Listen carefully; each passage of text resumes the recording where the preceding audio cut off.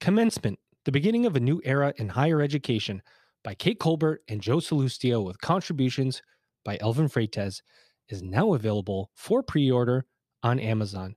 Get your Kindle edition or your softbound book. It's going to be amazing.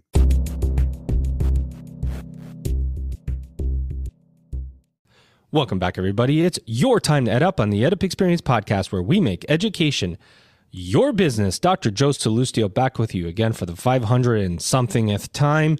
We'll continue on. As I say in so many of our episodes, a producer here, Elvin Freites, has me booked out every day now till mid-March.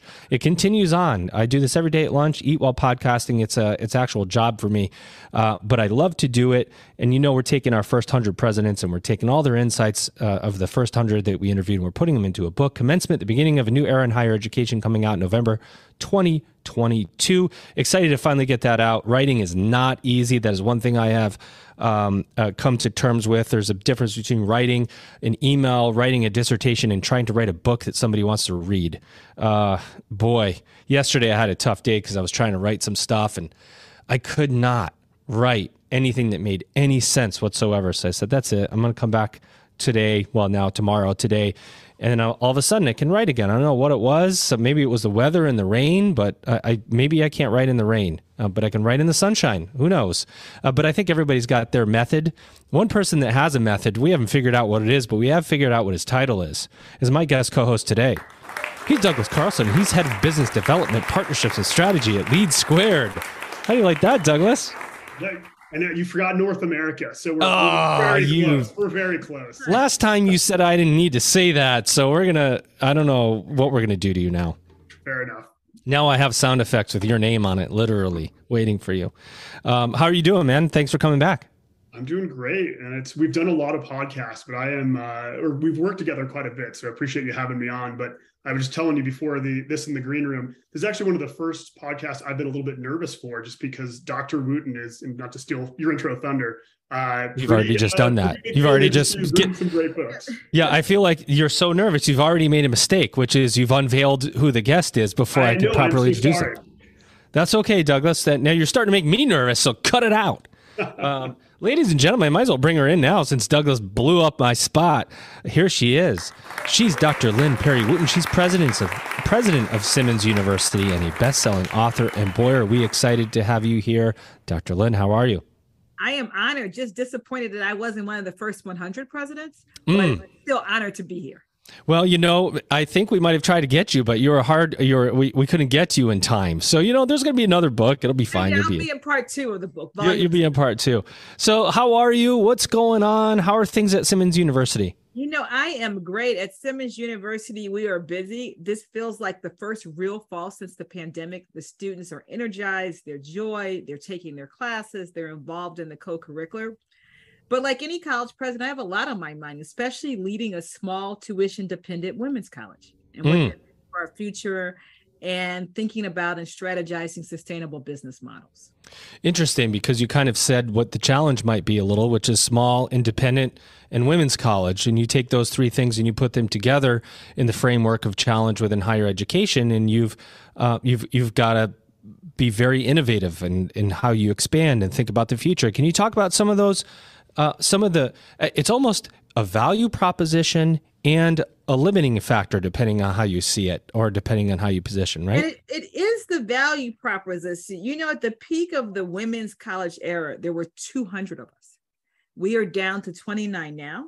And at Simmons, I like to say we're a diversified portfolio. So our undergraduate programs are for people who identify as women. And we have undergrad programs on the ground and we have a complete degree program, but our graduate programs are co-ed. So we did go co-ed for graduate programs, but they're in industries where people are feeling burnout, nursing, social work. We also have a great library science program. And so thinking about how we manage the degree portfolio and align it to our mission and our vision. People often ask, what is the value proposition for Simmons? I like to say we are one of the best universities in the world that really educates leaders for their life work. Epic. It's not only leadership, but you come here because you have a calling to a profession and you want to know how to do your life work inside your profession, in your community, and civic engage. And we do that through a social justice and women empowerment lens. How do you talk about, you say that having women in the undergraduate program and exclusively women is a value proposition, which I've heard from a couple of the other women's colleges that we've interviewed. I think we've gotten 2 of the other 28. Do you find that as we are winding down pandemic wise and people are looking for community, that the women's college for a certain group of women is more attractive than it's ever been? It's definitely more attractive than it ever been. And it speaks to the book that I have with Janet Fowley and Susan Brady about women's colleges have been in the business of creating environments where women can arrive and thrive. Often when I'm walking the halls of Simmons and I say, why did you choose it? And how would you describe your experience? They say, I came to Simmons because I was already a leader, but Simmons helped me to amplify my voice. It gave me a community where I could be authentic. I could be my best self. I could learn to be courageous. I could prepare for my profession, but that safe space, those communities, those transformational experience. I'm an alumna of a HBCU. Which one did you go to? I went to North Carolina A&T, the largest one. I serve as a trustee there now. And so the experiences that I had at HBCU, I feel that same energy. Our faculty are committed to the well-being and the success of our students, the relational pedagogy, and then also the culture that the students have with the staff and each other. So very similar to it. Yeah, HBCUs and have seen an uptick in their enrollment. I think for that very reason of community, right, and community building and its importance as we look to the future. And, you are looking to the future of what higher education looks like. And we're going to ask you what your take is on the future at the end. But now I'm going to bring in the nerves. I'm going to bring in Mr. Nervous here, Douglas Carlson, because I want to see how amazing his first question is. Not that I'm putting any pressure on you to make it amazing, Douglas, but but if it's not amazing, I have a button for you. So I'm just, no pressure. All right, I'll look through my set of questions and grab the right one. Yikes! But, one of the things when I was Dr. Wooten just doing some research, one of the things that kind of kept coming up from Simmons is you were the 9th president, and that keeps coming up and over and again. I suspect that's intentional, being a school that's more than 100 years old. So those tenures are pretty impressive. So can you speak a little bit what it is to take over kind of that legacy, what it maybe means to be the 9th president here, and how you think about what you want to do in your tenure? So kind of 3 big questions, but really just kind of curious. It really is an honor to be president of Simmons. And in the bio, they do say I'm the 9th president. We're preparing for our 125th anniversary in 2024. And so this is a big deal. And you can, Doug, you can be honest also. It also says not only am I'm the 9th president, but the first African-American to lead the university. Oh, yeah. And the 3rd woman. So what does this mean to take over a university in a pandemic era when the world has been totally disrupted? So as Joe said, higher education was on this disruption track, but the pandemic has expedited it. I took the job on my husband's birthday, February 6th, and we didn't acknowledge the pandemic was coming. I thought you were going to say you didn't acknowledge his birthday. I was going to go. I definitely celebrated his birthday after I, signed the papers to take the job. That's my first priority, and went home to, he lives in Ann Arbor. But the issue is to be the 9th president of a distinguished university is I'm having to redefine what it means to be a women's university. I'm having to think about multiple modalities of education. Nobody wants to sage on the stage in the classroom anymore. We got to have tons of ones. We got to be in the class. You got to be online, synchronous and asynchronous. You have to have immersion experiences. I'm also thinking about the role of higher ed and how we reach people who have been in educational deserts. So at Simmons, we give a lot of financial aid to low income and moderate students. And how do we fund that financial aid is a big thing, in particular in Boston, where there's a big income disparity. We do a lot in deserts for graduate work in nursing and social work. So how do we get our product to that? And, every day, what makes me so proud to be the 9th president, what I think my mission and vision is that how do we create educational systems so my students are empowered to shatter those glass and concrete ceilings? That is what we really is, I think, the future of the role of places like Simmons. There you go. Because it was a little late, but I had it. In shattering those concrete and glass ceilings. Go ahead, Douglas. You can keep going because I'm gonna come in like If you don't keep going, I'm coming back. Oh yeah, no, it's and kind of following up on that. You've written numerous books. I think the one that's either just come out or about to come out is The Prepared Leader. The Prepared Leader emerged from any crisis more resilient than ever. So kind of on both sides of that, I would suspect your background coming in as understanding sort of crisis management and those things, would that come in as a big piece of why you were tapped to become the 9th president? And then on the flip side, how are you going to have, or how are you thinking about Simmons coming out sort of bigger and better from this? And I think you've probably touched on some of these points, but I'd love just kind of wrap it up. Recap. So I do have the new book. It came out, it's a Wharton Press published. It's with my long-term co-author, and it came out in September. And we have studied crisis leadership for 25 years. Now, when I took the job, I don't think anybody thought the world was in a crisis, but I do believe the search committee respected that skill set and my skill set in organizational development. But it doesn't Good matter. Good foresight. Good foresight that we could. We started writing the book and came up, this is our second book on crisis leadership, this right before the pandemic, and made this argument, and this applies to higher ed leaders, that often in leadership, we think about the 3 Ps. We think about, okay, we got to be good at profits. And even universities have to make a profit, right? You have to have a business model. We have to be good at managing people. At universities, our people are our big, most important asset. And then we're stewards to the planet. We have to be good ancestors leaving the university in a good place. When we think about the environment, we think about our endowment, we think about the legacy we want to leave.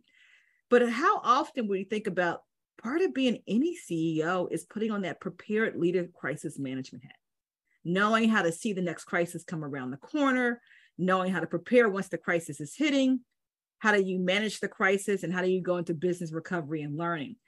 And so what better test for me than having to lead a university in the middle of a pandemic and rethinking our operations, how we went from being on the ground to online, and at the same time creating a community. But as you said, Doug, part of crisis leadership is not only the crisis in the moment, but thinking about strategically about the crises that are happening in higher ed. So parallel, you had a pandemic on one side, on one track, a social reckoning and all the George Floyd and things going on. And then you have this rush from the higher education. So needless to say, I try to practice what I preach, but I don't sleep.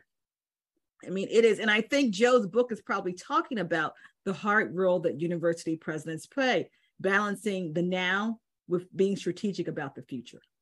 Yeah, I'm going to jump in, Douglas, because there's a couple things that need just a fine point on them that you said.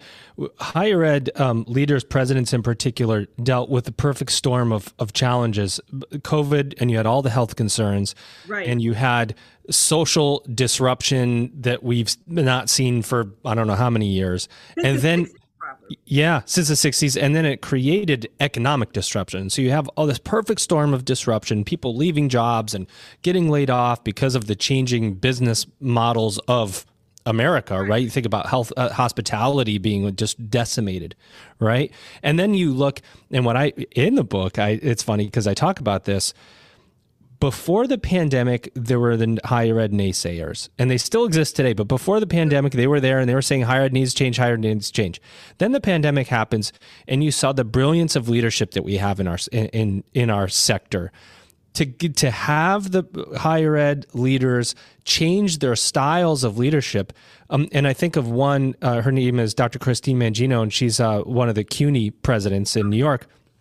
And the title of her episode was 2D leadership. How do you operate via Zoom when you haven't met staff, haven't developed trust, and then you get to this point where now we can actually still have this conversation about change. And it's due to the brilliance of the leadership that we had in higher education of the presidents. We could have a much different conversation right now if we didn't have the type of leadership that we had for our higher ed institutions. What do you think about all that, Lynn? You're exactly right. I love that 2D leadership. Imagine I moved to Boston on July 1, and I had to lead a university, students, faculty, and staff that I never met over Zoom for almost a year. Yikes! Practicing that 2D leadership. And so the first thing is about building trust, as you said. And trust comes from, I had to communicate. I joke, my 20-year-old was helping me make YouTube videos to communicate to my, because I you love can that. leave your house. But thank God for my college student I had. Amazing. I had to build competencies in a virtual team, and that's a new skill set. Universities before the pandemic, Joe and Doug, we said, oh, we can never deliver our product online. And all of a sudden we saw that we could do that, and we could do it quickly and agile. And I had to think about the contract of how higher ed is changing, the modalities, the services that we offer. Joe, you also talked about in this era, we have to rethink our higher education and address the naysayers. And how do we rethink the value of higher education and its role in making a more just society and getting rid of disparities and economic injustice and racial injustice? It's thinking about our value proposition. So at Simmons, I'm not only thinking about the 4-year degrees or the master or doctorate, I'm thinking about things such as micro-credentials. How do you get people to become CEAs or lab technicians or cybersecurity technicians? Because not everybody wants a 4-year college. But I'm also, through our Institute of Inclusive Leadership, thinking about the postgraduate offerings that we have, especially for women who are climbing or returning to work in their careers. My students get upset with me, Joe and Doug, because I say, look, you're 20, but you're going to live to be 100. And that means you have 50 years to work. And therefore, you're going to need higher ed in multiple points in your life about when you and where you enter and change your career. Nailed it. It has to be there. Yep.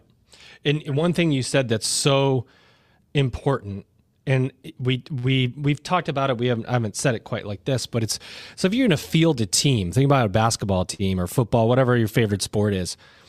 Do you want to be on the field in the game? Because if you don't explore all the modalities that higher ed has to offer, you're not in the game.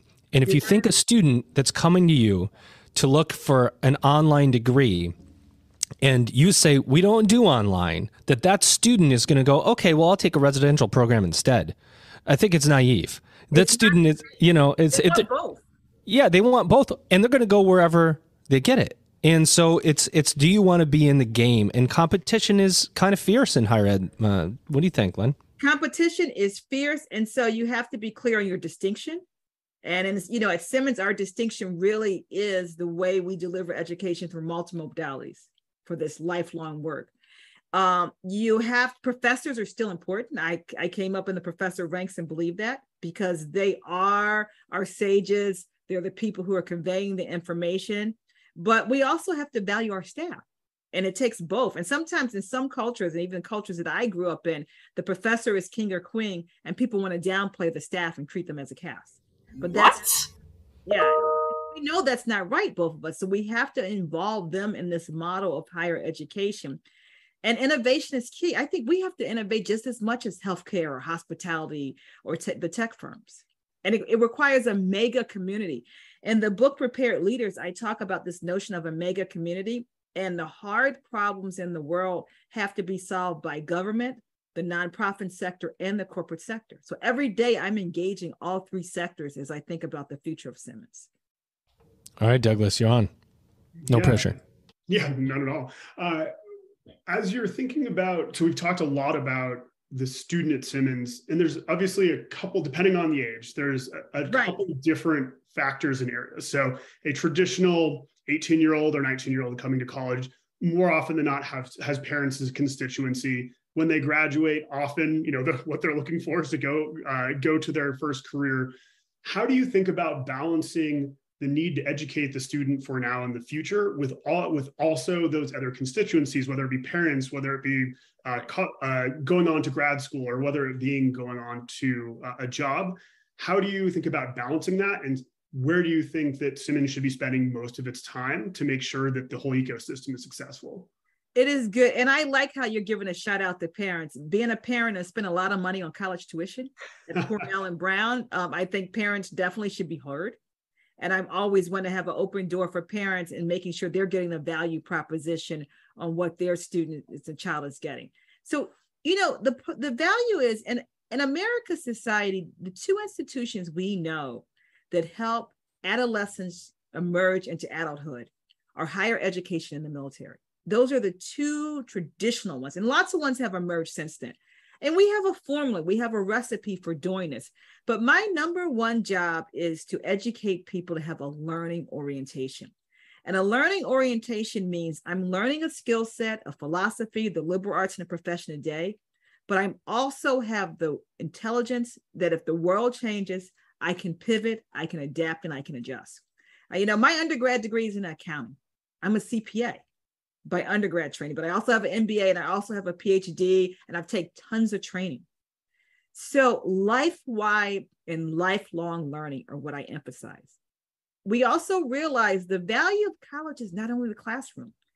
I think about my own days at North Carolina A&T. I learned just as much in my dorm life, in my sorority, and my clubs as I learned in the classroom to make me the leader that I am today. And so it is the whole package that I'm thinking about for what we call the undergrad residential experience. But at Simmons also, we have degree completers. These are women who, for some reason or another, they started a degree and now they want to come and finish it. I have to create learning environments where I have innovative products, where they are flexible, so asynchronous learning, and where I'm giving them the skills that they need so they can arrive and thrive for the next part of their career journey because they value the education. And then in my graduate students, I say for my graduate students for Simmons, I say you're coming because you want that advanced nursing degree, or you want to be an archivist in library science, or you're going to be that uber social work. You're coming because you want to be a leader in your profession. Because you already might have debt from undergrad. And so graduate school needs even a higher value proposition about being transformational and putting you in that next phase of your career. And so we got to be mindful of our graduate students too, and how we help them to launch their career and repivot. Commencement, the beginning of a new era in higher education, by Kate Colbert and Joe Salustio, with contributions by Elvin Freitas, is now available for pre-order on Amazon. Get your Kindle edition or your softbound book. It's going to be Amazing. And to that, when you're thinking about your programs and your value props, I assume you're engaging or taking some input from employers.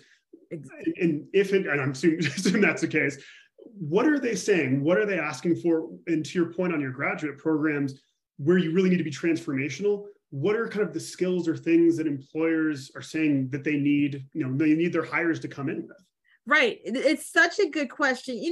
At the undergrad level, employers are just begging me for warm bodies. If we want to talk about crisis, let's talk about the labor force crisis, right? And so they just say, anybody you can give me to hire, I'll take them. And what employers are saying for undergrad is they want people, once again, who have that learning orientation so they can train them. How do I take a philosophy major and get them to work at a bank?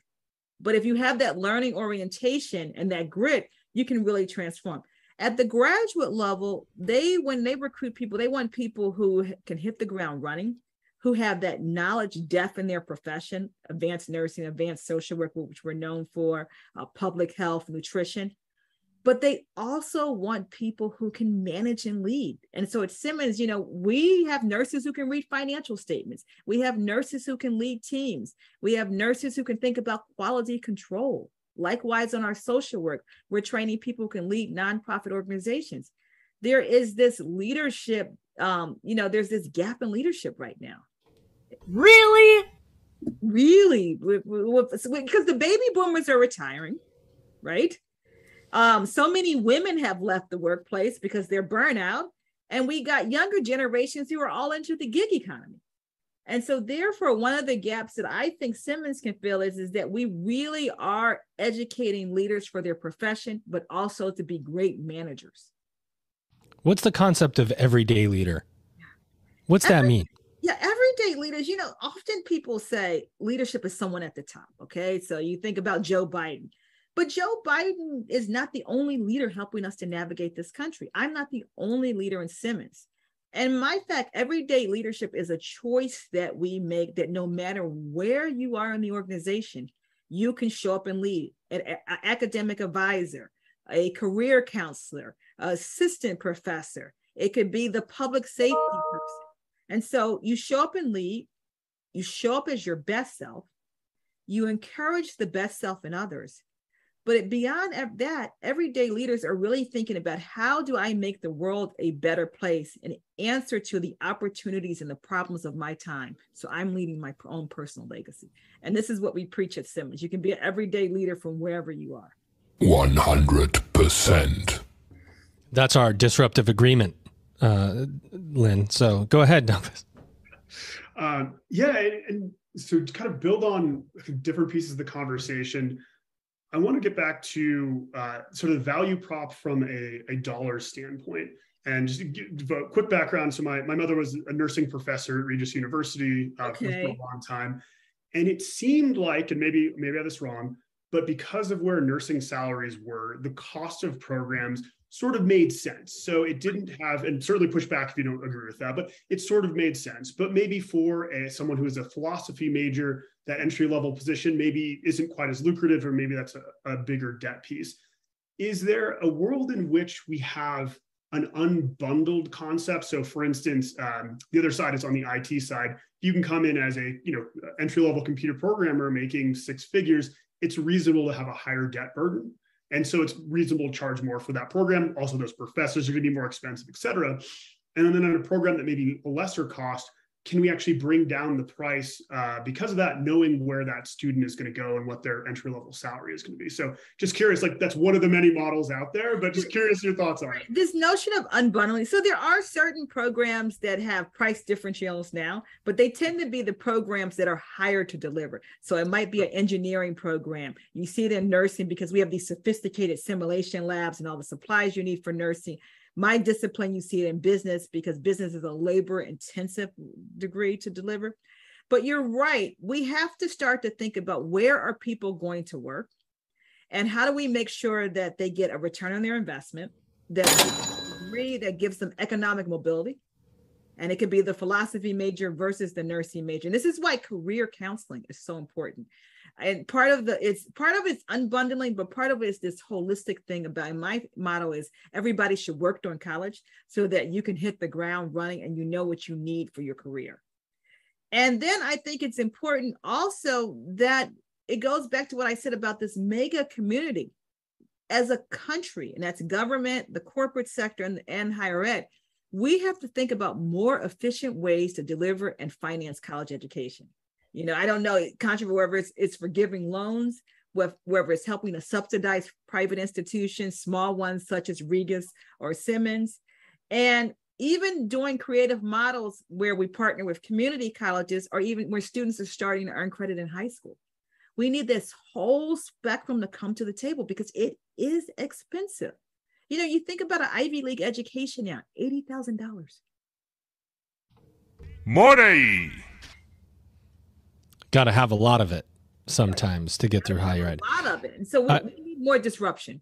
I will say differential tuition, this is my opinion, really hard topic to cover because there's an assumption in a lot of folks who talk about, the future of work and, you want to get a job out of college that, so on. There are so many factors and variables that affect that job. Some, there are psychology and philosophy majors that can end up with a better job than an engineer. Exactly. So, that there is this an argument. It's a tough argument about differential tuition because there are uncontrollable variables. And so what the question is, what is the cost of college? And can we fundamentally agree and believe that we can bring down the cost and lower the cost without going into all the minutia of, well, what about this program or that program? Because we're talking about people. I could show you somebody right now in a digital marketing that's a student ambassador over here on the other side of my door that I can guarantee just based on her personality is going to be just fine. She's going to go out there and know how to negotiate and sell. Even when she doesn't know she's selling versus somebody who can't. And there's just so many variables there. And the term unbundling, boy, is that if anybody's ever listened to this podcast, that's one that bubbles my blood because I think it's like false gold unbundling because higher ed's always been unbundled. You just have to know how to navigate it. So it's our challenge to communicate to people better on how to navigate it. But you think that, Lynn, you talked about a dual credit. You look at short-term certificate programs. Community colleges have always been unbundled. There's ways to go about it. There's ways to go about doing it. The other thing is, I think you young men are younger than me, but the assets and the resources and the programming that we have in college from when I came out of undergrad in '88 are very costly. The money we're spending in mental health. That's true. The dorms are much better. Come to any college's cafeteria now. We have 5 food stations. Faculty salaries have gone up. So yes, the price of college is going up, but it is a very expensive experience that we offer here in the States. Libraries, technologies, all of those type of things, the staffing to support students. It's a resource management business as much as it is anything else. It's a crisis management. It's a resource management. You know, you got to be chief public health officer. You have to be chief diversity officer and an academic. At the end, well, because sometimes, right, the education is the thing that the student experiences after they navigate all these other areas like marketing and enrollment and health services and so on and so on. There's just so much, a crisis management. There's so much that the student has to go through just to get to a class that they could sit down and focus on. Just to get to a class. We just opened a food pantry at Simmons because our students have food insecurity. Wow. Those type of things. Go ahead, Douglas. That's incredible. Yeah. And it kind of comes back to, I think something you said it's really important is there's an in-classroom experience, but it's incredibly important, but also, especially as an undergraduate, traditional undergraduate, your dorm experience, your athletic experience, all of those things really do matter. And to the point of things cost money, like a really nice gymnasium you can go work out in. Athletics is an expensive part of the enterprise. You're right. Yeah, absolutely. And I think there very much is and should be a place where college, as we think about it, exists today, where you have all those things and it's at a higher price point. And I think the entire conversation is revolving around how can we also build additional modalities and models that are more cost effective, but you also make a choice. If you don't want to be on campus, that might be a way to save money, like as an example. But kind of taking to this logical extension, I think there's a world in which we're starting to have a little bit fewer undergraduates come through. We are. Yeah. And then we also now need to continue to educate, re-educate, upskill, et cetera, et cetera. And I think I've heard a lot of conversation at conferences about how to keep that going and sort of this vision of having people continue to upskill all throughout. Is there a model that you like or in place that you think super effective to continue to educate that, 40 something, maybe already has a master's degree, needs that next skill set kind of thing? So I'm just really curious what you're seeing out there. Yeah, what I'm seeing out there, and that's a lot of the work that our Institute for Inclusive Leadership is doing about how do we upskill in particular women who are trying to reinvent their career or go to the C-suite. And so, I love school. I came to college in 1984 and never left. So you're asking that, this question is definitely in my wheelhouse. Okay. So one, of course, I'm going to say I like everybody to get a graduate degree, but beyond graduate degree, I believe our listeners should be creating programs and targeting and saying, how do I get those people who are thinking about their career every year and upskilling and having programs and products to come to? And so in my world, in this universe, I would like all women every year to commit to some type of continuing education and then investing in that continuing education. It might be that you want to learn financial acumen. It could be that you want to learn how to manage a team or lead a team. It might be strategic planning. But we need to become a country to say that learning is just not something you do after you get your degrees. You always have to upskill, because go back to what I said, you have these 50 years to work. And so I want work to bring joy to everyone too. Lynn, I'd be remiss if we didn't go back to the point of you becoming the first African-American president of Simmons University. You do a lot of writing and work in the DEI space, as it were. Can you talk about you've been in higher ed? By the way, before I ask you this very important question, I would like to just take a moment for a PSA. Attention. I just want to recognize that you did call me young. You can't see that there is a lot of gray hair here, but I feel like all the listeners need to know that that was a compliment that I'll take. Douglas actually is young. I'm not. But your first African-American president, a female Black woman in America. After all of the disruptions that we've had, higher ed doesn't have that many Black women, particularly women, Black women in leadership roles. Are you training others? Are your books meant to be that training? How do you give back to the community and identify future Black women who have a path towards the presidency? Yeah. One of my models and values is, I know, Doug, you asked about models, is lift as you climb. And so all the things that I'm trying to do as I lead Simmons, I'm trying to lift this climb. And so much to the chagrin of my team, I never say no to a mentoring opportunity because so many people were good to me. Just this week, I had someone, a Black female who was in my office who's aspiring to be a president, shadowing me. And she is a VP at an elite university. I often say yes to dissertations. And right now I'm probably mentoring 5 women of color who have aspirations to be a president. I'm talking about what they need to do in their career, so that lifelong learning, making sure they have the right experiences, and getting their names in front of search firms. Because amazing. We got to diversify the industry.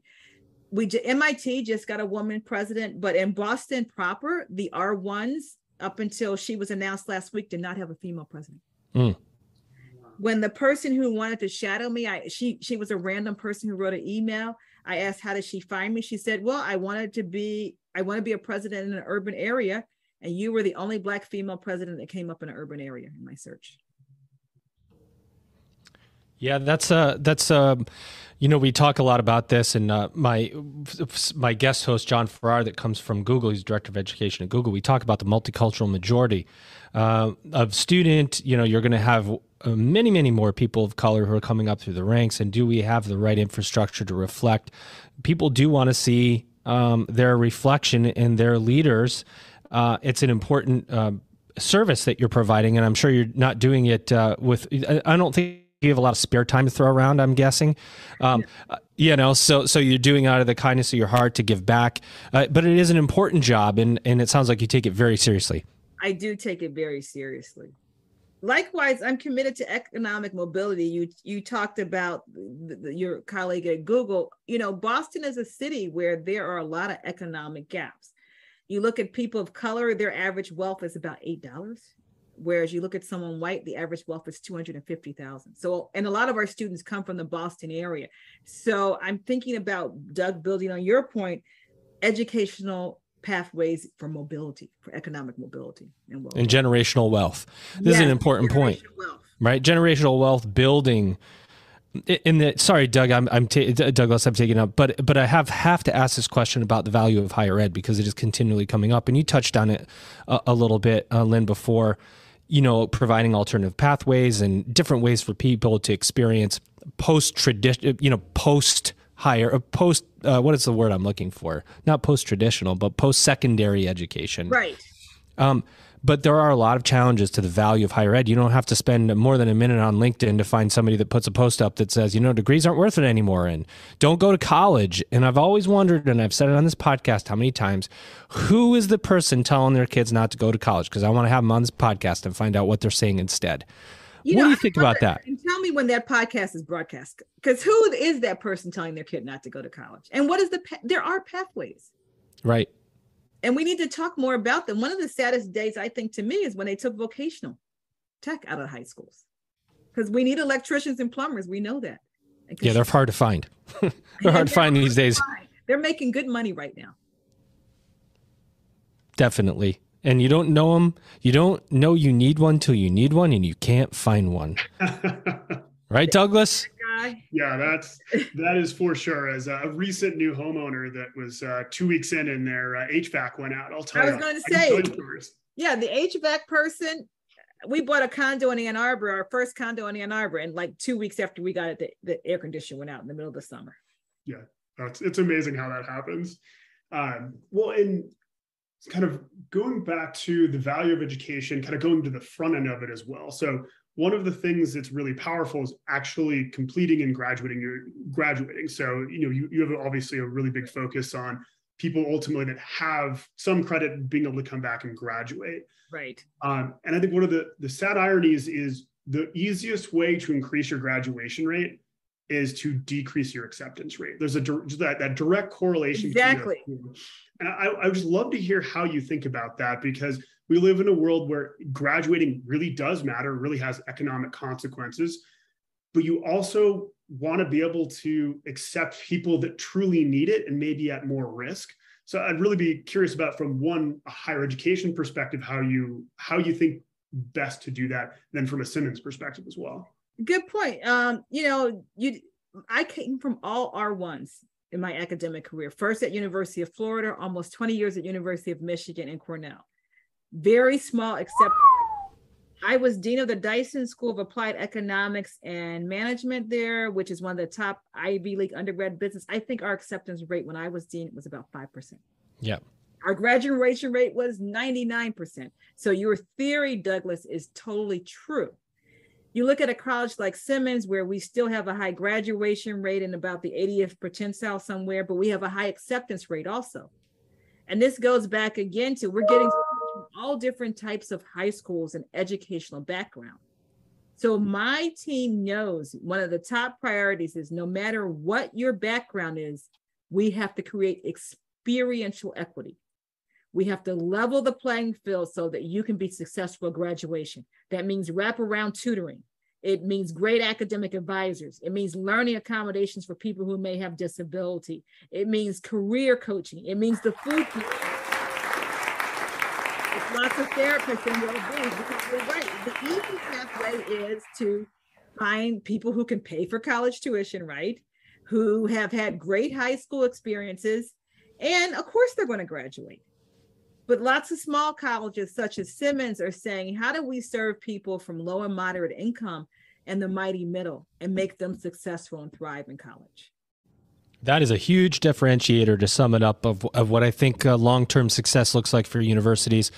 You know, the let's call it calculated risk taking. You don't want to call a student that, but can you take a calculated risk here on a student that is showing grit or have shown grit, maybe not been successful, and wrap them in your warm embrace of investment in services and technology that will help them be successful, instead of saying, you're not the right fit.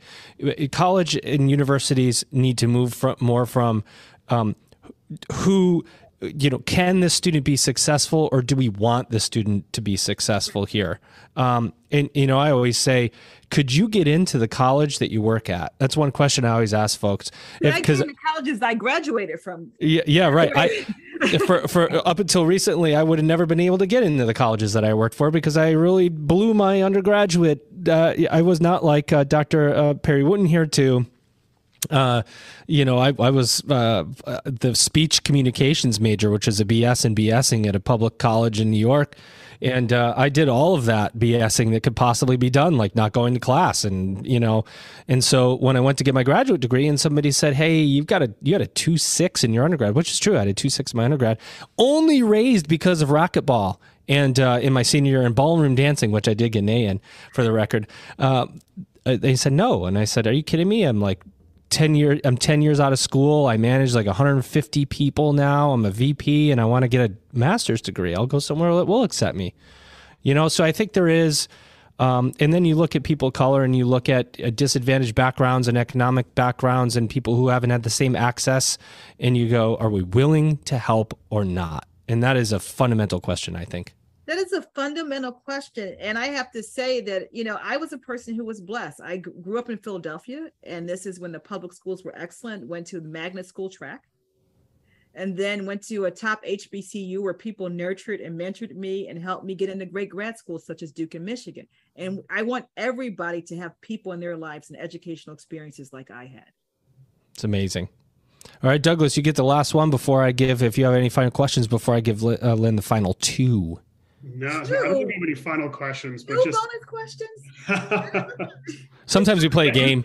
Sometimes we play a game on this podcast called Higher Ed Word Association, where I give a word and you have to tell me what you feel about it. You want to give it a shot? No questions, Douglas? No, I think you've done an amazing job, and I think this is a perfect time to wrap up, because I know what these two questions are, and they're good. I don't like the trick question. I'm a prepared leader here. Right. Before we give you the final two questions, I'm going to give you one quick game. Here it is. This is Higher Ed Word Association, where we give you a word and you've got to tell me how you feel about it. You ready for this? Ready. Committee. Bureaucracy. Oh, that's okay. Let's try one more. Okay, let's try one more. We're going to go with grit. Learning orientation. I like that. See, she's good at this one. One final one, and this one's confusing because it means something and nothing at the same time. Student success. Student success. Experiential equity. Ooh, that's good. You know, what I always find student success like is this all-encompassing phrase, and you have to be really specific about what it means because it can mean everything and nothing.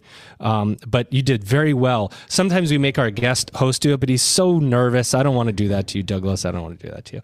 All right, final two questions. Here we go. Number one, what did we not say about Simmons University that you'd like to say, Lynn, or about you? Where are you speaking next? What book is coming out? What's events going on at Simmons University that you want to say? And then you could transition right into what the future of higher education is going to look like. You know, I just want to reemphasize that at Simmons University, we really are trying to be innovative to develop those models that students have experiences inside and outside the classroom to be prepared for their life work.